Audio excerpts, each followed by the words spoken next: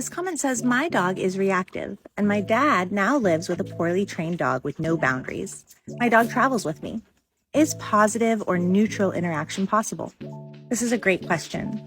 It can be really tough when you're working on specific goals with your dog and the environment doesn't always cooperate, especially when the environment is family members.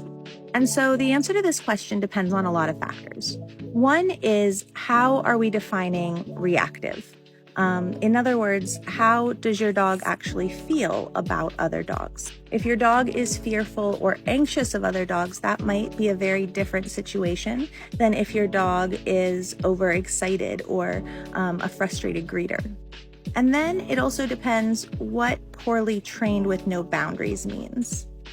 I suspect that potentially in this context, it means that the dog is not able to hear and respond appropriately to communication from the other dog, or potentially in other contexts, so maybe is highly aroused. And that could definitely be hard for a dog who struggles with big feelings also. And so let's say the situation is jumping all over and highly aroused when you come in the door. That could be potentially really hard for another dog, and they may view that as a negative or adverse interaction. And that's the crux of it, is what you want to avoid are negative interactions.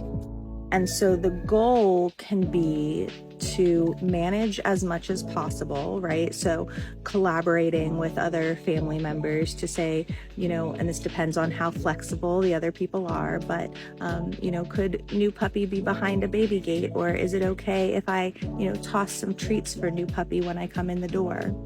Or it might mean saying, hey, I really don't want the dogs to interact. My dog really isn't going to appreciate the way your dog is greeting, or, that excitement. It might be better to let them calm down before they interact.